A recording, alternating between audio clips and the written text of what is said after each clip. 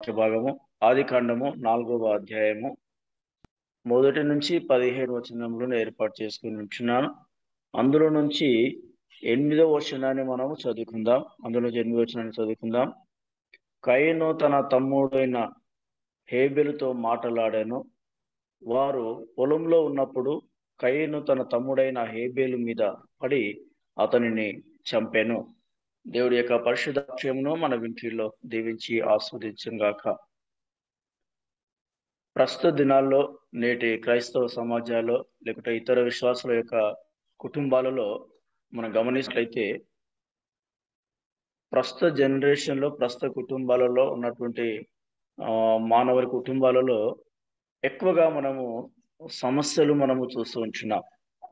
ఎక్కువ ప్రాబ్లమ్స్, గొడవలు ఎక్కువగా ఎంతో భయంకరమైనటువంటి కుటుంబ సమస్యలతో ఎంతో మంది సతమతం అవుతుంది మనం చూస్తుంటున్నాం. బైబిల్లో చూస్తే కూడా మొదటి కుటుంబంలోనే పెద్ద సమస్య వచ్చినట్లుగా మనకు అర్థం అవుతూ ఉంటుంది. ఈ పరిశుద్ధ లేఖన భాగము నుంచి దేవుడు నన్ను ప్రేరేపించిన కొలదిగా కుటుంబ సమస్యలు అనేటటువంటి అంశం పైన నేను దేవుని యొక్క వాక్యాన్ని అందించని ఆశపడుతూ ఉంటున్నాను. కుటుంబ సమస్యలకు గల కారణాలు. కుటుంబములో ఒక విషయం, కుటుంబము అనగా ఒకే శరీరము అని అర్థం మనం చేసుకోవాలి. కుటుంబం అనగా ఒకే శరీరము. శరీరంలో కళ్ళు, ముక్కు, చెవులు, నోరు, కాళ్ళు, చేతులు ఇవన్నీ ఉంటాయి. ఎవరి బాధ్యత వారు సక్రమంగా నిర్వర్తించాలి. ఎవరి బాధ్యత వారు సక్రమంగా నిర్వర్తించాలనే పరిస్థితుల సమయంలోనే కుటుంబంలో సమస్యలు చాలా గొప్ప కారణాలుగా కనిపిస్తూ ఉంటున్నాయి. సమస్య ఉన్న చోట పరిష్కారమునకు అవకాశం కూడా ఉంటుంది. కానీ అది మనం చాలా మంది గుర్తించిన పరిస్థితులు మనం ఉంటున్నాం. కుటుంబంలో సమస్యలు వస్తేనే దేవుని సాక్షులుగా ఉంటాం. సమస్యలు రాకుండా సాక్ష్యం చెప్పలేం. బాధ లేకుండా అద్భుతము జరగదు. కాబట్టి కుటుంబంలో ఎందుకు సమస్యలు వస్తున్నాయి, సమస్యలు రావడానికి గల కారణాలు ఏంటివి అనే విషయాలు మనము నేర్చుకొని పోతూ ఉంటున్నాం. మొట్టమొదటిగా కుటుంబంలో సమస్య రావడానికి మొదటి కారణము ఏంటి అంటే కుటుంబంలో అర్థము చేసుకోలేని మనస్తత్వము లేకపోవడం. కుటుంబంలో అర్థము చేసుకోలేని మనస్తత్వము అంటే ఒకరినొకరు అర్థము చేసుకునేటటువంటి మనస్తత్వం లేదు. అర్థము చేసుకోలేకుండా కుటుంబంలో భార్య భర్తను అర్థం చేసుకోవడం లేదు, భర్త భార్యను అర్థం చేసుకోవడం లేదు, పిల్లలు తల్లిదండ్రులను అర్థం చేసుకోవడం లేదు, అత్తమామలు కోడలను అర్థం చేసుకోవడం లేదు, కోడళ్ళు అత్తమామను అర్థం చేసుకోవడం లేదు. అందుకే ప్రతి కుటుంబంలో కూడా భయంకరమైన సమస్యలు, గొడవలు, నిజంగా అశాంతికి నిలయాలుగా క్రైస్తవ కుటుంబాలు మారుతుండడం మనం చూస్తున్నాం. ఈ అర్థం చేసుకునే మనస్తత్వం లేకపోవడం వలన ఏం జరుగుతుందంటే ఈ కుటుంబంలో సమాధానం ఉండకుండా అయిపోతుంది, సంతోషం లేకుండా అయిపోతుంది. అదేవిధంగా సక్సెస్ కూడా ఏమైనా అనుకుంటే అది సక్సెస్ కావడం లేదు. కుటుంబ పరంగా ఏదైనా ఆలోచిద్దామంటే, ఏదైనా కార్యం చేద్దామంటే అది సక్సెస్ కావడం లేదు. ఎందుకంటే ఒకరికి అర్థం చేసుకోవడం లేదు. భార్య భర్త ఆలోచించినప్పుడు భర్త అర్థం చేసుకోవడం లేదు, భర్త భార్యతో మాట్లాడినప్పుడు ఆలోచించినప్పుడు వాళ్ళిద్దరు కూడా ఒకరినొకరు అర్థం చేసుకోలేని పరిస్థితులు వారు ఉంటున్నారు. అందుకే కుటుంబాలలో ఏమవుతుందంటే భయంకరమైన సమస్యలు రేకెత్తుండడం మనం చూస్తూ ఉంటున్నాం. అర్థం చేసుకునే విషయాలు, భార్య తన భర్త యొక్క ఆదాయం విషయంలో అర్థం చేసుకునే మనస్తత్వం కలిగి ఉండాలి. ఖర్చు విషయమే అర్థం చేసుకునేటటువంటి మనస్తత్వం కలిగి ఉండాలి.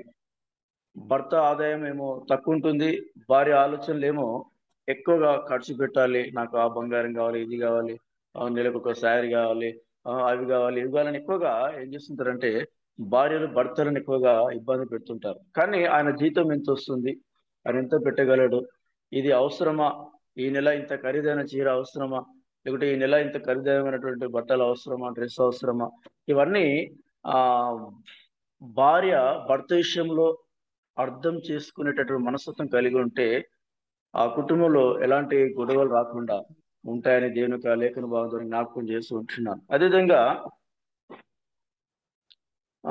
భార్య చేసే త్యాగాలు కూడా భర్త అర్థం చేసుకోవాలి. ఆయన పొద్దున్న తెల్లవారుజామున లేచి ఇంట్లో నిజంగా ఎంతో చాకరీ చేస్తుంది, ఎంతో పని చేస్తుంటది. తన కుటుంబం కొరకు, భర్త కొరకు, పిల్లల కొరకు, అత్తమామల కొరకు ఎంతగానో ఆ ఆ పనులు చేసి చేసి ఎంతగానో అలసిపోతుంది. ఇంట్లో భార్య అనే టైమా అందరికంటే ముందు లేస్తుంది, మరలా అందరికంటే లేటుగా పడుతుంది. ఇది భర్త అర్థం చేసుకోవాలి. భర్త అర్థం చేసుకోవడం ద్వారా ఏమవుతాయంటే, ఆ భార్యను అర్థం చేసుకోవడం ద్వారా ఆ కుటుంబంలో సమస్య లేకుండా నిత్యము సంతోషము, సమాధానము, ఆ కుటుంబంలో సక్సెస్ కూడా ఉంటుందని నేను జ్ఞాపకం చేస్తూ వచ్చిన. కాబట్టి భర్త భార్యను అర్థం చేసుకోవాలి, భార్య భర్తను అర్థం చేసుకోవాలి. అదేవిధంగా ఆ అత్తమామలు కోడళ్ళను అర్థం చేసుకోవాలి, కోడళ్ళు అత్తమామలను అర్థం చేసుకోవాలి. ఈ అత్త కోడల కాడికి వస్తే చాలా ప్రాబ్లమ్స్. ఈ మగవాళ్ళకైతే ఎవరికి ఏం చెప్పాలో అర్థం కాని పరిస్థితి. ఇటు చూస్తే అత్తమ్మ, ఇటు చూస్తేనేమో భార్య, ఇటు చూస్తేనేమో తల్లి, ఇటు చూస్తేనేమో మామ. ఇవన్నీ ఆ ఎన్నో ప్రాబ్లమ్స్ అత్త కోడళ్ళ మధ్యలో మనం చూసి వచ్చినాం. అత్త సొంత కోడల్ని సొంత కూతురుగా చూసుకోలేకపోతుంటుంది. కోడలు అత్తమ్మను తన తల్లిని చూసుకోలేకపోతుంది. మరి సమస్యలు ఎందుకు రావు? తప్పకుండా వస్తుంటాయి. సమస్యలు కుటుంబంలో రాకూడదు అంటే ప్రతి కుటుంబంలో భార్య భర్తను అర్థం చేసుకోవాలి, భర్త భార్యను అర్థం చేసుకోవాలి, తల్లిదండ్రులు పిల్లలను అర్థం చేసుకోవాలి, పిల్లలు తల్లిని అర్థం చేసుకోవాలి, అత్తమామలు కోడలను అర్థం చేసుకోవాలి, కోడళ్ళు అత్తమామలను అర్థం చేసుకోవాలి. ఏ కుటుంబం అయితే ఆ విధంగా అర్థం చేసుకునేటటువంటి విషయంలో జాగ్రత్త కలిగి ఉంటారో ఆ కుటుంబంలో శాంతి, సమాధానం, నెమ్మది ఉంటుంది. అదేవిధంగా సక్సెస్ ఉంటుంది. కాబట్టి నేను ప్రియమైన దేవుని బిడ్డరా, దేవుని బిడ్డ మనం అందరం కూడా కుటుంబంలో సమస్యలు రావడానికి కారకులు ఉండకుండా కుటుంబంలో సంతోషం ఉండడానికి మనము కారకులుగా ఉండాలని దేవుని యొక్క లేఖనంలో జ్ఞాపకం చేస్తున్నాడు. మొదటి కుటుంబాన్ని జ్ఞాపకం చేసుకుంటే, ఆదాము హవ్వ కుటుంబాన్ని జ్ఞాపకం చేసుకుంటే మొట్టమొదటి టీనేజ్ మొట్టమొదటి యవనస్తులు ఇద్దరు అన్నదమ్ముల మధ్యలో భయంకరమైన ఉగ్రత వచ్చేసింది.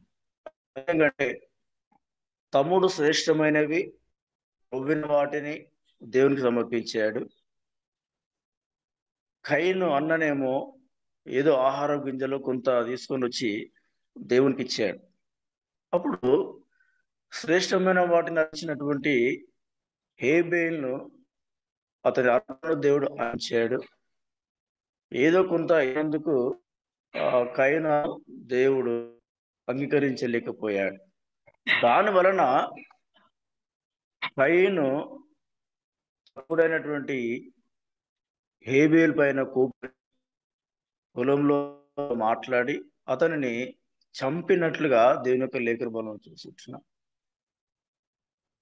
మొట్టమొదటి కుటుంబంలో కోపం వచ్చింది, అదేవిధంగా హత్య జరిగింది. ఎందుకంటే అన్న అర్థం చేసుకోలేదు. అరే, నా తమ్ముడు శ్రేష్టం ఇచ్చాడు కదా, నేను సరిగా ఇవ్వలేకపోయా, నేను కరెక్ట్గా దేవునికి కరెక్ట్గా నేను ఇవ్వలేకపోయాను. మొదటి వాటిని, తొలిచిన వాటిని, ప్రథమమైనటువంటి వాటిని దేవునికి ఇవ్వలేకపోయాను. కాబట్టి దేవుడు నా అర్పణను అంగీకరించలేదు. నా తమ్ముడు శ్రేష్టమైన వాటినే ఇచ్చాడు, మొట్టమొదటి ప్రథమైనవి, శ్రేష్టమైనవి దేవునికి ఇచ్చాడు. కాబట్టి నా తమ్ముడిని అర్పణను అంగీకరించాడు అని అర్థం చేసుకుని ఉంటే అక్కడ గొడవ జరిగేది కాదు, అతను చంపేవాడు కాదు. కయీను దేశదిమ్మరై తిరిగేవాడు కాదు. కయీను దేశదిమ్మరై తిరగడానికి కారణం ఏంటంటే అక్కడ తన తమ్ముని అర్థం చేసుకోలేకపోయాడు. దేవుడు తన తమ్ముని అర్పణను అంగీకరించిన విధానాన్ని అర్థం చేసుకోలేకపోయాడు. ఎందుకు దేవుడు అంగీకరించాడు విషయాన్ని అర్థం చేసుకుని ఉంటే అక్కడ అతను దేశదిమ్మరి అయ్యేవాడే కాదు. కానీ అన్నదమ్ముల విషయంలో కూడా అర్థం చేసుకునే మనస్తత్వం కలిగి ఉండాలి. నిజంగా ఇద్దరు మొట్టమొదటి కుమారులు గొడవ పడుతున్నప్పుడు, తన తమ్ముని చెప్పినప్పుడు ఆ తల్లిదండ్రుల యొక్క బాధ ఎంత ఘోరంగా జ్ఞాపకం చేసుకోవాలి. ఒకే తల్లి కడుపులో పుట్టినట్టు ఇద్దరు పిల్లలు గొడవ పడుతుంటే, ఒకే తల్లి కడుపులో పుట్టినట్టు వారిలో ఒకరు చంపితే ఆ తల్లిదండ్రుల యొక్క హృదయం ఎంత విలవిలాడిపోతుందో సంభావించుకోవాలి. దీనికి అంతటి కారణం ఏంటంటే అర్థం చేసుకోలేని మనస్తత్వము. అర్థము చేసుకోలేనటువంటి మనస్తత్వము ద్వారా భయంకరమైన హత్య అక్కడ జరిగింది. కాబట్టి నేను పుట్టిన దేవుని బిడ్డరా, నేను కుటుంబంలో సమస్యలు రాకుండా అంటే ఒకరినొకరు అర్థం చేసుకునేటువంటి వారుగా మనం ఉండాలి. ఒకరినొకరము అర్థం చేసుకుని ఏం కుటుంబం సంతోషంగా ఉంటుంది అనేటువంటి ఆలోచన చేసి మన జీవితాన్ని ముందుకు కొనసాగిస్తే ఆ కుటుంబం ఎప్పుడు సంతోషంగా ఉంటుంది. కుటుంబంలో సమస్యలు ఎప్పుడు ఎక్కువగా అవుతూనే ఉంటాయి. మొదటి కుటుంబంలోనే అన్నముని అర్థం చేసుకోలేకపోయినాడు. నాకు శ్రేష్టమైనవి దేవునికి ఇచ్చాడు. నేను శ్రేష్టమైన ఏంటి, నా దేవుడు నా తరపున అంగీకరించాడు. నేను ఇవ్వలేదు కాబట్టి నా అర్పణ అంగీకరించలేదు అనే సత్యాన్ని అర్థం చేసుకుని ఉంటే చాలు, అక్కడ సమస్య కాదు. కాబట్టి నేను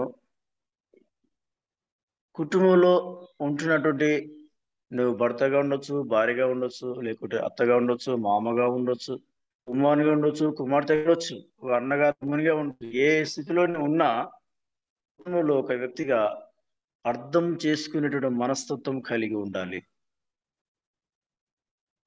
అర్థం చేసుకోలేని మనస్తత్వం ఎప్పుడైతే మనకు ఉంటుందో సమస్యలు ఉంటాయి. అర్థం చేసుకునే మనస్తత్వం మన లోపల ఉంటుంది ఆ కుటుంబం. కాబట్టి మన కుటుంబంలో అర్థం చేసుకోలేని మనస్తత్వం కలిగి ఉన్నామా, లేకుంటే అర్థం చేసుకునే మనస్తత్వం కలిగి ఉన్నామా, ఒకసారి మనం జ్ఞాపకం చేసుకోవాలి. ఏ కుటుంబంలో అయితే అర్థం చేసుకోలేని మనస్తత్వం ఉంటుందో ఆ కుటుంబంలో భయంకరమైన సమస్యలు, గొడవలు ఉంటాయి. కొన్నొకరు అర్థం చేసుకుంటారో, భార్య భర్తను అర్థం చేసుకుంటారు, భర్త భార్యను అర్థం చేసుకుంటున్నారు, పిల్లలు తల్లిని అర్థం చేసుకుంటున్నారు. ఎవరైతే ఈ విధంగా అర్థం చేసుకుంటారో ఆ కుటుంబంలో సంతోషం ఉంటుంది, సమాధానం ఉంటుంది, సక్సెస్ ఉంటుంది, ఉంటుంది, నిమ్మలత్వం ఉంటుంది, జ్ఞాపకం చేస్తుంటున్నాం. కాబట్టి నేను మనందరం కూడా ప్రియమైనటువంటి దేవుని బిడ్డలారా, అందరం కూడా మొట్టమొదటిగా అర్థం చేసుకునే మనస్తత్వం కలిగి ఉండాలి. అర్థం చేసుకోలేని మనస్తత్వం ఉండకూడదు. అర్థం చేసుకునేటటువంటి మనస్తత్వాన్ని మనం కలిగి ఉండాలని దేవుని లేఖనం ద్వారా జ్ఞాపకం చేస్తూ ఉంటున్నాను. కుటుంబంలో కుటుంబ సమస్యల గారి కారణాలలో మొట్టమొదటి కారణము అర్థము చేసుకోలేని మనస్తత్వం. రెండవది మనం జ్ఞాపకం చేసుకున్నట్లయితే రెండవ కారణం ఏంటి అంటే ఆర్థిక పరమైన సమస్య. ప్రతి కుటుంబంలో ఇది ఉంటుంది. ప్రతి కుటుంబంలో ఆర్థిక పరమైనటువంటి సమస్య ఉంటుంది. కాబట్టి ఆర్థిక పరమైన సమస్యల విషయంలో కూడా మనం అర్థం చేసుకునే వారుగా ఉండాలి. ఆర్థిక పరమైన సమస్య విషయంలో ఆర్థికంగా మన కుటుంబంలో ఎవరైతే సంపాదిస్తున్నారో, నెలకి ఎంత వస్తుంది, దాన్ని బట్టి మనం ఎంత ఖర్చు పెట్టుకోవాలి, దాన్ని ఏ విధంగా మనం ఖర్చు పెట్టి కుటుంబం నెమ్మదిగా ఉంటుంది అనే విషయాలన్నింటిలో కూడా ఆర్థిక పరమైన సమస్య విషయాలు కూడా మనము జాగ్రత్త కలిగి ఉండాలని దేవుని యొక్క వాక్యంలో మనం చూస్తున్నాం. ఒక కుటుంబంలో పెళ్లి చూపులు మొదలుకొని ప్రతి కుటుంబంలో కూడా సచ్చే వరకు సమస్యలు ఉంటాయంట. ఒక 70 ఏళ్ళ భర్త 60 ఏళ్ళ భార్యతో అంటున్నాడు, ఏమంటున్నాడంటే, మీ నాన్న నాకేమి ఇచ్చాడు? ఈ డొక్కు సైకిల్ ఇచ్చాడు. నేను చూడు నా అల్లునికి మంచి బైక్ ఇచ్చానని తన భర్త భార్యతో అంటున్నాడు. దీన్ని బట్టి జ్ఞాపకం చేసుకోవాల్సిందంటే ఆర్థిక పరమైన విషయాల్లో తన మామ తనకి ఏమి ఇచ్చిండో చెప్తున్నాడు, తన అల్లునికి ఏమి ఇచ్చినాడో చెప్తున్నాడు.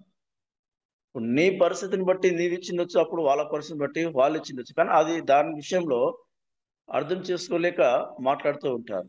అంటే ఎన్నేళ్ల వయసులో, 70 ఏళ్ల వయసులో కూడా తనకి ఏమి ఇచ్చినాడో తన భార్యను ఒక హేళనకరంగా చేస్తూ, ఆ వృద్ధాప్య వయసులో కూడా తన భార్యను ఒక రకంగా మీ నాన్న నాకు ఏమి ఇచ్చాడు అనే విధంగా మాట్లాడుతూ ఉంటున్నాడు. ఇలాంటి కుటుంబాల్లో తప్పకుండా సమస్యలు ఉంటాయి. ఇలాంటి కుటుంబాల్లో తప్పకుండా గొడవలు ఉంటాయి. కాబట్టి అలాంటి గొడవలు, సమస్యలు ఉండకూడదంటే ఆర్థిక పరమైన విషయాలు మనం చాలా జాగ్రత్తగా ఉండాలని దేవుడు మనతో జ్ఞాపకం చేస్తుంటున్నారు. భర్త సంపాదించకపోతే భార్యకు చాలా కోపం వస్తుంది. సంపాదించలేని భర్త అనే పిలుపుకు అర్హుడు కాదని నేను జ్ఞాపకం చేస్తూ ఉంటున్నా. కాబట్టి ప్రతి భర్త కుటుంబాన్ని కష్టపడి సంపాదించి పోషించాలి. అది దేవుడు అప్పగించిన బాధ్యత. కాబట్టి కుటుంబంలో ఉన్నటువంటి ప్రతి యజమానుడు, భర్త కుటుంబాన్ని ఏం చేయాలంటే సమృద్ధిగా పోషించాలి, కష్టపడాలి, చెమట తీయాలి, కష్టపడి పనిచేసి కుటుంబాన్ని పోషించాలని నేను ఒక లేఖను మనం చూస్తున్నాం. భార్యకు భర్త సంపాదన బట్టి భార్య అడగాలి ఏమని, ఇంట్లో వస్తువుల విషయంలో, ఆమెకు కావాల్సిన విషయాల్లో. కానీ ఇద్దరు ఎట్లా పోయినంటే, భర్తను బంగారు ఆభరణాల విషయాల్లో చాలా మంది భార్యలు ఎక్కువగా వేధిస్తూ ఉంటున్నారు. ఆయనకి ఎంత సంపాదన వస్తుందో అర్థం చేసుకోలేక, ఆ మా కుటుంబంలో ఎంత సంపాదన ఉంది, నువ్వు ఎట్లా బతుకున్నావు నేను అర్థం చేసుకోనకుండా, నువ్వు ఏమైనా చేస్తున్నా సంబంధం, నేను నీకు పనులు చేస్తలేనా, అది చేస్తలేనా, ఇది చేస్తలేనా, నీకు ఏం చేస్తలేను, కుటుంబంలో నీ పిల్లలకి ఏం చేస్తలేను, నీకేం చేస్తలేను, అన్ని చేస్తున్నాను కదా నేను. నాకు ఖచ్చితంగా ఈ 2 తులాల గొలుసు నాకు కావాలి. నీకు ఖచ్చితంగా నాకు ఈ గొలుసు ఆ కాళ్ళ కడాలు కావాలి. 50 తులాలు 60 తులాల కడాలు కావాలి. మంచి మంచి గొలుసులు కావాలి నాకు, మంచి కమ్మలు కావాలి నాకు, మంచి ఆభరణాలు కావాలి. ఈ విధంగా వేధించకూడదు భర్తను. ఆర్థిక పరమైన విషయాలు కూడా అర్థం చేసుకునేవారుగా ఉండాలి. ఆర్థిక పరమైన సమస్య ఎప్పుడైతే కుటుంబంలో వస్తుందో, ఆ కుటుంబంలో ఎప్పుడు భార్యాభర్తల మధ్యలో, పిల్లల్లో గొడవలు, సమస్యలు ఉంటాయని దేవుని యొక్క లేఖన భాగం ద్వారా జ్ఞాపకం చేశారు. కాబట్టి ప్రియమైన దేవుడు ఇక్కడ ఎఫెసు పత్రిక 5:23-20 చూస్తే, భార్య భర్తకు లోబడితే, భర్త భార్యను ప్రేమిస్తే, ఎలాంటి ఆర్థిక సమస్యలు వచ్చినా గొడవ పడకుండా ఉంటారు. ఎలాంటి ఆర్థిక పరమైన సమస్యలు వచ్చినా గొడవ పడకుండా ఉంటారు. కాబట్టి ఇలాంటి సమస్య మన కుటుంబం రాకూడదంటే, భార్య భర్తకు లోబడాలి, భర్త భార్యను ప్రేమిస్తూ ఉండాలి. అప్పుడు ఆ కుటుంబంలో నెమ్మది, శాంతి, సమాధానం ఉంటుందని దేవుని యొక్క లేఖనంలో జ్ఞాపకం చేస్తుంది. కుటుంబంలో సమస్య రావడానికి కారణం ఏంటంటే, రెండవదిగా ఆర్థిక పరమైనటువంటి సమస్య. ఈ ఆర్థిక పరమైన విషయాల్లో అర్థం చేసుకోలేనటువంటి మనస్తత్వము, ఆర్థిక పరమైన విషయాల్లో నిజంగా చాలా చాలా ఆలోచించలేనటువంటి పరిస్థితిలో నేటి కుటుంబాలు ఉంటున్నాయి. కాబట్టి నేను ఆ ఆర్థిక పరమైన విషయాలు అర్థం చేసుకోలేకపోతున్నాను, సమస్యలకు కారణాలు కావచ్చు. కాబట్టి ప్రియమైన దేవుడా, ప్రియమైనటువంటి ప్రియ సహోదరి సహోదర, నేను జ్ఞాపకం చేసుకోవాల్సిన రెండవ కారణం ఏంటంటే, కుటుంబ సమస్యలు గల కారణాలు రెండో కారణం ఏంటంటే ఆర్థిక పరమైనటువంటి సమస్య. ఈ ఆర్థిక పరమైన సమస్య విషయంలో మనము ఆ సమస్య రాకుండా ఒకరినొకరు అర్థం చేసుకుని, మన సంపాదన బట్టి మనం అర్థం చేసుకొని, మన యొక్క ఆదాయాన్ని బట్టి మనం అర్థం చేసుకొని, మనం జాగ్రత్తలు తీసుకుంటే ఆ కుటుంబంలో ఎప్పుడు నెమ్మది, సంతోషం ఉంటుంది. మొట్టమొదటిగా అర్థం చేసుకోలేని మనస్తత్వం ఉంది కాబట్టి కుటుంబాలలో సమస్యలు వస్తూ ఉంటున్నాయి. రెండవదిగా ఆర్థిక పరమైన విషయాలకు అర్థం చేసుకోలేని పరిస్థితిలో ఉంటున్నాం కాబట్టి, ఆర్థిక పర విషయంలో జాగ్రత్త తీసుకోలేకపోతుంది కాబట్టి సమస్య. మూడో విషయాన్ని జ్ఞాపకం చేసుకున్నట్టయితే, అతిగా ప్రేమించడం, లేక అసలు ప్రేమించకపోవడం. ప్రేమిస్తేనేమో అతిగా ప్రేమిస్తారు, లేకపోతే అస్సలు ప్రేమించదు. ఇది చాలా భయంకరమైన. అతిగా ప్రేమించే భర్త భార్య కొంగు పట్టుకొని ఆమె ఎక్కడికి వెళ్తే అక్కడికి వెళ్తూ ఉంటాడు. అతిగా ప్రేమిస్తే అనుమానాలకు దారి తీస్తుందని ఒక భక్తి జ్ఞాపకం చేస్తుంది. అతిగా ప్రేమిస్తే అనుమానాలకు దారి తీస్తున్న భక్తి జ్ఞాపకం చేస్తుంది. కాబట్టి నేను జ్ఞాపకం చేసుకున్నట్టయితే, దేవుని కంటే ఎక్కువగా మనం దేనిని మనం ప్రేమించకూడదని జ్ఞాపకం చేస్తాం. భార్యని కావచ్చు, కావచ్చు, కావచ్చు, మన కడుపులో పుట్టిన సొంత పిల్లలు కూడా కావచ్చు. ఫస్ట్ ప్రిఫరెన్స్ దేవునికి మనం ఇవ్వాలి. దేవుని మనం ప్రేమించాలి. దేవుని కంటే ఎక్కువగా మనం దేనిని ప్రేమించినది విగ్రహారాధన అవుతుందని జ్ఞాపకం చేస్తాం. కాబట్టి మొట్టమొదటి ప్రిఫరెన్స్ మనం దేవునికి ఇవ్వాలి. మనం దేవుని ప్రేమించాలి అనే విషయాన్ని జ్ఞాపకం చేస్తున్నాం. ఎందుకంటే అతిగా ప్రేమించడం ద్వారా ఏమవుతుందంటే, ఎప్పుడుగా భర్త ఎక్కడికి వెళ్తే అక్కడికి భార్య వెళ్తుంది. భర్త పైన ప్రేమ. ఒక కుటుంబంలో ఒక భార్య భర్తల మధ్యలో సమస్య వస్తే, సమస్య గురించి అనిపించారు సమస్య ఏంటి సమస్యలు, ఎందుకు వచ్చినాయి సమస్యలు అని అంటే, ఆర్థిక పరమైన సమస్యలు వచ్చాయి. మనం చెప్పారు ఆర్థిక పరమైన సమస్యలు అంటే ఎట్లా వచ్చిన ఆర్థిక సమస్యలు. నా భర్త చెప్తున్నాడు, చూడు సార్, నేను ఇంట్లోకి వెళ్ళి ఎక్కడ బయటకు వెళ్ళకూడదంట, నన్ను బండి మీద తీసుకొని రావాలంట, ఇంట్లోనే ఉండాలంట, ఏం పని చేయకూడదంట, బయటకు వెళ్ళి నాకు డబ్బులు వస్తాయి అనే భర్త ప్రశ్నించారు. అది నాకు నిజమే అనిపించింది. ఎక్కడికి వెళ్ళనివ్వదంట ఆయన. స్కూల్ కాడ ఇచ్చి పెట్టాలి, మన స్కూల్ కాడ ఇచ్చాలి. మధ్యాహ్నం ఇంట్లో ఇంట్లో పంపిస్తాడు. మళ్ళీ ఇవన్నీ చూసినప్పుడు మరి భర్త టికెట్ సంపాదిస్తాడమ్మా అని నేను అడిగాను. నువ్వు పని చేయడానికి విడిచిపెట్టాలి కదా, ఏదైనా ప్రైవేట్ గా చేయాలన్నా విడిచిపెట్టాల్సిందే ఇంట్లో బయటికి. అంటే అక్కడ ఏమైపోయిందంటే భర్త తన వెంటనే ఉండాలి, తనతోనే ఉండాలి, డ్యూటీకి వెళ్ళినా నా వెంబడి రావాలి. ఇవన్నీ విషయాల్లో అర్థం చేసుకున్న మనస్తత్వము, అతిగా ప్రేమించడం, అతిగా ప్రేమించడం ద్వారా భర్తని ఏం పని చేయకుండా చేసేస్తుంది. ఆ విధంగా ఉండకూడదు. ఆ విధంగా ఉంటే ఏదైతే కుటుంబంలో సమస్యలు వస్తాయి. ప్రేమించే విషయంలో చాలా చాలా జాగ్రత్తగా ఉండాలి. అతిగా అతిగా ప్రేమించడము ఉన్న ప్రాబ్లమ్స్, అసలు ప్రేమించకపోవడం ఉన్న ప్రాబ్లమ్స్. కాబట్టి మన ప్రేమ మితంగా ఉండాలి. అతిగా ఎవరిని ప్రేమించాలంటే దేవుని ప్రేమించాలి. అతిగా మన దేవాతి దేవుని ప్రేమించాలి. ఆయన చేసినటువంటి త్యాగాన్ని జ్ఞాపకం చేస్తూ ఆయన బిడ్డలు గారిని ప్రేమిస్తూ ఎంతకాలం దేవునికి ప్రథమ స్థానాన్ని ఇచ్చి మనం ప్రేమించాలని ఆ దేవుని యొక్క వాక్యం మీద మనం జ్ఞాపకం చేస్తాం. ఒక పాస్టర్ గారు ఒక ఇంటికి వెళ్ళాడంటే, వెళ్ళి ఒక స్త్రీని అడిగాడంట. ఆయన ఆ ఇంటికి వెళ్ళి ప్రాణం చేతికి వెళ్ళినప్పుడు భర్త లేడంట. భర్త లేకపోతే ఆయన అడిగాడంట పాస్టర్ గారు, అమ్మ నీ భర్త ఎక్కడికి వెళ్ళాడు అని అన్నాడు. నాకు తెలియదు సార్, ఎక్కడికి వెళ్ళి నాకు తెలియదు, సంవత్సరం అవుతుంది నా భర్త నాతో మాట్లాడతాను. ఇంత భయంకరం అండి. సంవత్సరం అవుతుందంటే నా భర్త నా మాట్లాడదు. ఒక సంవత్సరం అవుతుంది నా భర్త మాట అంటే వాళ్ళు సంవత్సరం క్రితమే వాళ్ళు విడిపోయినారు, మాట్లాడకుండా. ఒకటే కుటుంబంలో ఉన్నారు కానీ మాటలు లేవు. వంటలు చేసి పెడుతుంది, అన్ని చేసి పెడుతుంది, బట్టలుతుంది, అన్ని చేస్తుంది కానీ మాటలు లేవు. ఎందుకంటే ఆమె లోపల ఏం అనుమానం, ఆమె లోపల ఎలాంటి ప్రాబ్లమ్స్ ఉందో మనకు అర్థము చేసుకోవడం. కాబట్టి నేను అతిగా ప్రేమించడము ఉండకూడదు, అది అసలు ప్రేమించడం కూడా ఉండకూడదు. కాబట్టి మనం అతిగా ప్రేమించేది, ఎక్కువగా ప్రేమించేయమనంటే దేవుని మాత్రమే ప్రేమించాలని దేవుని యొక్క లేఖన భాగంలో దేవుడు మనతో జ్ఞాపకం చేసినట్టుగా మనం చూస్తున్నాం. కాబట్టి ప్రియమైన దేవుడా, మూడవదిగా అతిగా ప్రేమించడం లేక అసలు ప్రేమించలేకపోవడం చేయాలి. అదొక సమస్యకు దారి తీసిన. నాలుగవది మనం జ్ఞాపకం చేసుకున్నట్లయితే, నాలుగవదిగా బయట వ్యక్తుల ప్రమేయం మన కుటుంబాలు ఉండకూడదు. నాలుగవదిగా బయట వ్యక్తుల ప్రమేయం మన కుటుంబం ఉండకూడదు. చెప్పుడు మాటలు, బయట వ్యక్తుల ప్రమేయం అనగా చెప్పుడు మాటలు వినేటువంటి మనస్తత్వాన్ని మనం తీసుకోవాలి.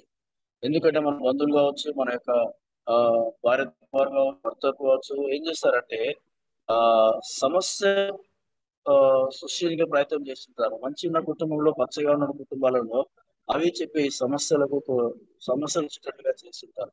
కాబట్టి బయటి వ్యక్తుల ప్రమేయము మన కుటుంబంలో ఉండకూడదని దేవుని యొక్క లేఖన భాగంలో దేవుడు మనతో జ్ఞాపకం చేసిన మనం చేసి, ప్రతి కుటుంబంలో కూడా ఈ బయటి వ్యక్తుల ప్రమేయం చాలా కుటుంబాల్లో ఎక్కువ బయట వ్యక్తులు జోక్యం చేసుకుంటారు. ప్రతి చిన్న విషయానికి బయటికి పోయి చెప్తుంటారు. బయట వ్యక్తులకు చెప్పాల్సిన అవసరం లేదు. నీవే అర్థం చేసుకోవాలి, నీ కుటుంబాన్ని నీవే సరి చేసుకోవాలి. బయట వ్యక్తులకు కుటుంబంలో ఉన్నటువంటి అంత విషయాలన్నీ కూడా బయటకు వాళ్ళు దాన్ని ఏం చేస్తారు, ఇతరులు తీసుకుపోయి ప్రచారం చేయడము, వాళ్ళ కుటుంబం ఇట్టనంట, వీళ్ళ కుటుంబం ఈ విధంగా చేయడం వాళ్ళు చేస్తూ ఉంటున్నారు. కాబట్టి ఆ విధంగా చేయకూడదు అంటే, ఆ విధంగా ఉండకూడదు అంటే బయటి వ్యక్తుల ప్రమేయము మన కుటుంబాల్లో ఉండకుండా మనం జాగ్రత్తలు తీసుకోవాలని నేను ఒక వాక్యంలో దేవుడు మొదటి జ్ఞాపకం చేస్తున్నాను. సామెతలు 25:23 ఉండేగా నాలుక కోపదృష్టి కలిగించును అన్నమాట అక్కడ వ్రాయమని మనం చేసి వచ్చినాం. కాబట్టి ఈ నాలుక, ఈ మాటలు ఏం చేస్తాయంటే ఎదుటి వారిలో కోపదృష్టి చేస్తుంది. కుండగాలు ఏం చేస్తారంటే భార్య భర్తల మనసును మార్చేయడానికి, ఒకరికొకరు ఉన్నటువంటి అన్యోన్యతను, ఆప్యాయతను, ఆ యొక్క మంచి అభిప్రాయాన్ని చెడగొట్టే విధంగా వీళ్ళు ఉంటారు. కాబట్టి బయటి వ్యక్తుల ప్రమేయము ఆ మన కుటుంబంలో ఉండకూడదు మనతో జ్ఞాపకం చేసి మనం చూసి మొదటి తిమోతి పత్రిక 5:13 వారు ఇంటింటా తిరుగులాడుచు నిజంగా చాలా వదురు మాటలు మాట్లాడుతూ పరుల జోలికి పోవచ్చు ఉంటారంట వీళ్ళు. ఎవరు? బయటి వ్యక్తులు. కుటుంబాలలో వారు ఎక్కువ ఆ ఇల్లు తిరుగుతూ ఉంటారు. అన్ని వేరు మాటలు, అసభ్యకరమైన మాటలు వారికి చెప్పి వారి కుటుంబాల్లో ఉన్న సమాధానాన్ని, సంతోషాన్ని పాడు చేస్తుంటారు. అందుకే బయటి వ్యక్తుల ప్రమేయం కుటుంబంలోకి రాకుండా, కుటుంబంలో ఉండకుండా ఏ కుటుంబం అయితే జాగ్రత్తలు తీసుకుంటారో ఆ కుటుంబంలో సమస్యలు రాకుండా ఉంటాయి. ఆ కుటుంబంలో సమస్యలు ఏమాత్రం రాకుండా. కాబట్టి నాలుగోదిగా బయటి వ్యక్తుల ప్రమేయం మన కుటుంబంలో ఏమాత్రం ఉండదు. కుటుంబంలో ఈ బయట వ్యక్తుల యొక్క ప్రమేయం ద్వారా ఆమె ఏం చేసినట్టే భర్తకు లేనిపోని చెప్పింది, భార్యకు లేనిపోని చెప్పింది. వారు మంచిగా పచ్చగా అన్యోన్యంగా సంతోషంగా ఉన్నటువంటి వారి కుటుంబంలో నిజంగా సమస్యలు సృష్టించారు. లేనిపోని అబద్ధాలు చెప్పి సమస్య. అందుకే ఈ ఆడవాళ్ళు ఎక్కువగా బయట ఇంటికి తీసుకొచ్చి ముత్యాలు పెట్టుకుంటారు. అందుకే అది మానుకోవాలి. ఏ మాట్లాడినా ఆత్మ సంబంధమైన విషయాలు మాట్లాడిన ప్రయత్నించారు, కానీ ఎక్కువ వాళ్ళ విషయాలు వీళ్ళ విషయాలు మాట్లాడితే చివరికి మన కుటుంబంలోనే సమస్యలు రావడానికి కారణం అవుతుంది. కాబట్టి బయటి వ్యక్తుల ప్రమేయము మన కుటుంబంలో ఉండకుండా మనం జాగ్రత్త తీసుకోవాలి. అప్పుడు కుటుంబ సంతోషంగా ఉంటుంది. కుటుంబంలో సమస్యలు రావడానికి కారణాలు మొట్టమొదటి ఎవరు జ్ఞాపకం చేస్తున్నారు, ఒకరినొకరు అర్థం చేసుకోలేనటువంటి మనస్తత్వం ఉంటుంది. కాబట్టి సమస్యలు వస్తూ ఉంటున్నాయని లేఖంలో జ్ఞాపకం చేస్తున్నారు. అర్థం చేసుకునే మనస్తత్వం ఉంటే ఆ కుటుంబం సంతోషంగా ఉంటుంది.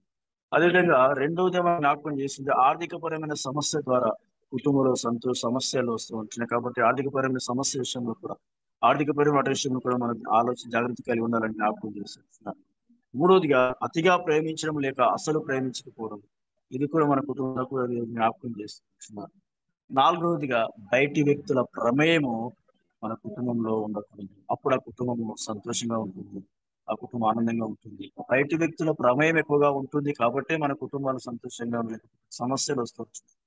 కాబట్టి బయటి వ్యక్తుల ప్రమేయం లేకుండా మనం, ఏ కుటుంబం అయితే ఇలాంటి జాగ్రత్త కలిగి ఉంటుందో, ఏ కుటుంబం అయితే ఆ కుటుంబ సమస్యలకు కారణం రాకుండా జాగ్రత్త కలిగి ఉంటారో, ఆ కుటుంబం అంతా కూడా దేవుడు ఏర్పాటు చేసిన పరలోక రాజ్యంలో ఆయన ఆరోహణ వెళ్ళిపోయి మన కొరకు నూతన గృహాన్ని సిద్ధపరిచి వస్తానని చెప్పాడు. ఆయన త్వరలో రాబోతూ ఉంటున్నాడు. కాబట్టి ఆయన యేసు ప్రభు మన కొరకు ఆయన వచ్చే లోపల రెండవ రాకడలో మనం సిద్ధపడి మన కుటుంబంలో బయట వ్యక్తుల ప్రమేయం లేకుండా మన కుటుంబంలో నిజంగా ఆర్థికపరమైన సమస్య లేకుండా ఒకరిని అర్థం చేసుకుని మనస్తత్వం కలిగి మన జీవితం మనం కొనసాగిస్తే మన కుటుంబంలో నిజంగా సమస్య రాకుండా దేవుడు సాయం చేస్తాడు.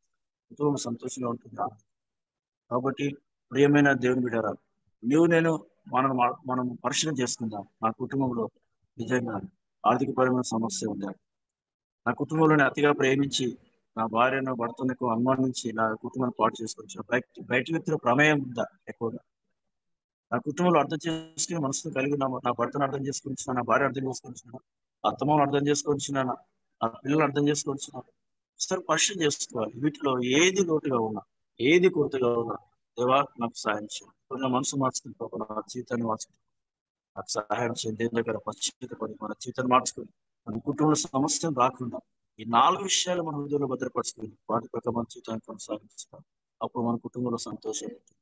కాబట్టి ప్రియమైన దగ్గర ఈ రోజు నుంచి దేవా, ఇప్పటి నుంచి ఈ నాలుగు విషయాలు ప్రభావ పదే నిమ్మరం వేసుకుంటూ నా హృదయంలో భద్రపరుచుకొని నా కుటుంబంలో సమస్యలు రాకుండా నేను జాగ్రత్త కలిగి చేస్తూ నాకు సహాయం చేయాలి. మనం దగ్గర తీర్మానం తీసుకుంటాం. అలాంటి తీర్మానం దేవుడు నీకు నాకు అందరికీ దయచేయండి. ఆమేన్.